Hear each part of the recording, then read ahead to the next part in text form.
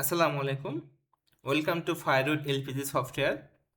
এখন আমরা দেখব অ্যাডভান্স পেমেন্ট, মানে অগ্রিম লেনদেনগুলো আমরা কিভাবে করতে পারি। তো অ্যাডভান্স পেমেন্ট দেখার জন্য আমাদের বাম পাশের মডিউল বার থেকে পেমেন্ট অপশনটিতে সিলেক্ট করতে হবে। ক্লিক করলে আমরা নিচের দিকে অ্যাডভান্স পেমেন্ট নামে একটি অপশন পাবো। তো আমরা এখানে অ্যাডভান্স পেমেন্টে ক্লিক করে লিস্টের মাধ্যমে যেতে পারি, অথবা আমাদের শর্টকাট রয়েছে, এখান থেকে ক্লিক করলে আমরা ডিরেক্ট অ্যাডভান্স ফর্মটিতে চলে যাব। এরপর আমরা একটা ডেট সিলেক্ট করব। এরপর আছে টাইপ। টাইপ ইন মানে অ্যাডভান্সটি আমরা নিচ্ছি, আর আউট মানে হচ্ছে অ্যাডভান্সটি আমরা কাউকে দিচ্ছি, বা আমরা টাকাটা আমাদের এখান থেকে বের হয়ে যাবে। আর ইন মানে আমাদের এখানে প্রতিষ্ঠানে টাকাটা ঢুকবে, ইন হবে। তো আমি প্রথমে ইন দিলাম। এরপর হচ্ছে ইউজার টাইপ, যে আমাদের টাকাটা ঢুকবে এটা ইউজারটা আসলে কেমন টাইপের হবে, সাপ্লায়ার হবে নাকি ক্লায়েন্ট হবে। তো আমরা ক্লায়েন্টের কাছে টাকাটা নিব অ্যাডভান্স।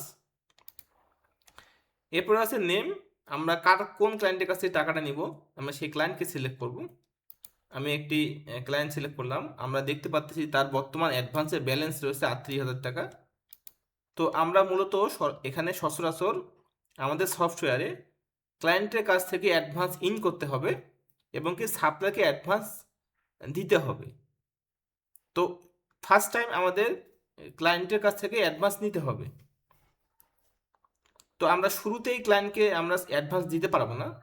তো যদি আমাদের ক্লায়েন্টের ইনের ব্যালেন্স থাকে তাহলেই আমরা ক্লায়েন্টকে সেই অ্যাডভান্সের টাকা ফেরত দিতে পারবো। আমাদের সফটওয়্যারে আমরা সরাসরি ক্লায়েন্টের কাছ থেকে অ্যাডভান্স নিতে পারতেছি না বর্তমানে। তো আমরা ইন দেখাচ্ছি ক্লায়েন্টের মাধ্যমে, আমাদের বর্তমানে 38,000 টাকা আছে, আমরা আরও কিছু অ্যাডভান্স ক্লায়েন্টের কাছ থেকে নিব।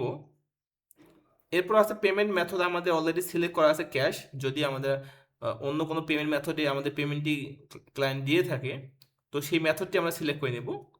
এরপর আছে অ্যাকাউন্ট, কোন অ্যাকাউন্টে আমরা টাকাটা রিসিভ করতেছি। এরপর আছে অ্যামাউন্ট, অ্যাডভান্স অ্যামাউন্ট, কত টাকা আমাদের অ্যাডভান্স দিচ্ছে আমাদের ক্লায়েন্ট, সেই টাকাটাই আমরা পরিমাণটি আমরা বসাই দিব। এরপর যদি কোনো নোট থাকে আমরা নোট দিয়ে দিব। ট্রানজ্যাকশন বাই আমরা যদি চেঞ্জ করার প্রয়োজন পড়ে আমাদের চেঞ্জ করে দিব। এরপর আমরা এখানে সেভ দিয়ে দেব। তো আমাদের ক্লায়েন্টের কাছ থেকে অ্যাডভান্সটি নেওয়া সম্পূর্ণ হয়ে গেছে ক্যাশের মাধ্যমে, 50,000 টাকা অ্যাডভান্স নিয়ে নিছি।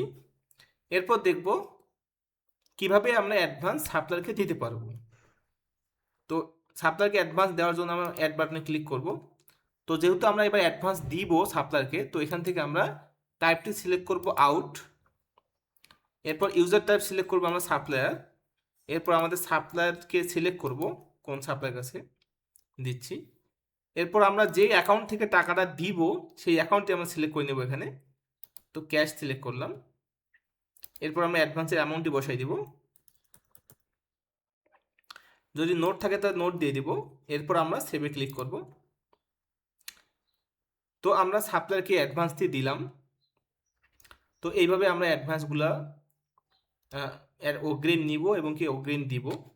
এখানে আমাদের অ্যাকশন বাটন রয়েছে, অ্যাকশন বাটনতে আমরা একটি ভিউ করতে পারবো, বা অথবা আমরা ইনভয়েস জেনারেট করতে পারবো এবং কি ডিলিট করতে পারবো অ্যাডভান্সটি। তো আমাদের এখান থেকে ফিল্টারের অপশন রয়েছে, আমাদের অ্যাডভান্স পেমেন্টগুলো দেখার জন্য আমরা বিভিন্নভাবে ফিল্টার করতে পারবো।